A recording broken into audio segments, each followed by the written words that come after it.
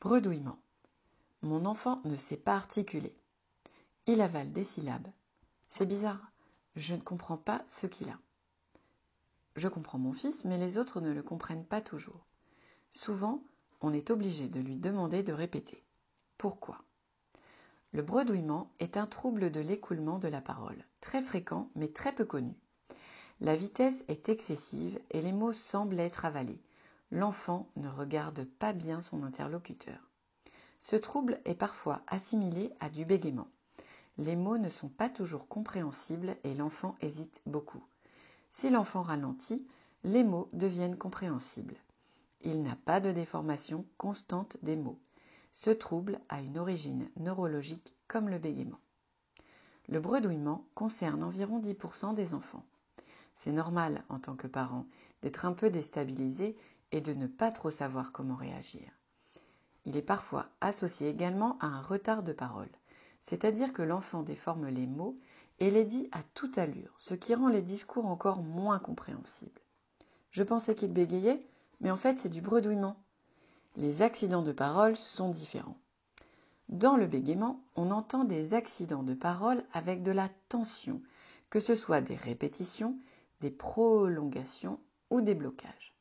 Dans le bredouillement, les accidents ne sont en général pas tendus, mais composés de nombreuses hésitations et télescopages. L'enfant avale des syllabes. Il dit « crocodile » pour crocodile.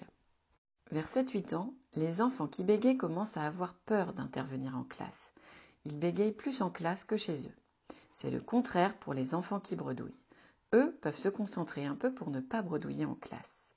Par contre, le soir, quand ils sont fatigués, ils n'arrivent plus à se concentrer suffisamment pour ne pas bredouiller.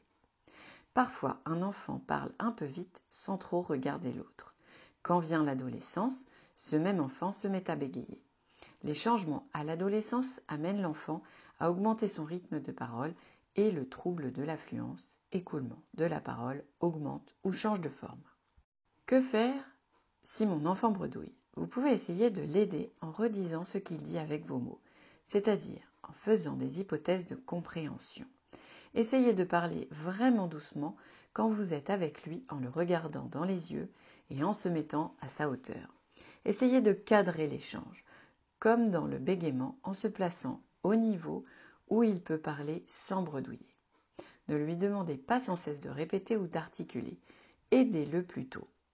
Le bredouillement peut être très agaçant pour les parents et c'est normal de s'énerver car vous pensez que votre enfant pourrait s'appliquer et ralentir. Mais non. Même s'il peut le faire de temps en temps malgré sa bonne volonté, il ne peut le faire en permanence. Ce n'est pas son articulation qui ne va pas.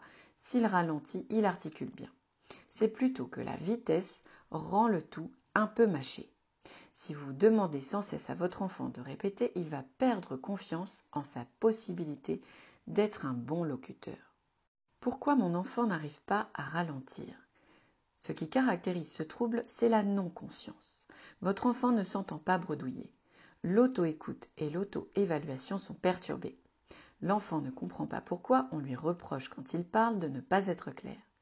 Comme dirait la mère d'un patient, il fait de la bouillie quand il parle. Par ailleurs, quand nous parlons, nous pouvons accélérer de façon inconsciente sous le coup du stress par exemple. Ralentir demande une prise de conscience et une attention soutenue. Vous pouvez faire écouter à votre enfant des enregistrements faits sur votre téléphone portable de moments où on le comprend bien et d'autres moments plus difficiles. Si le bredouillement ne passe pas, il vaut mieux consulter un orthophoniste car des traitements sont possibles.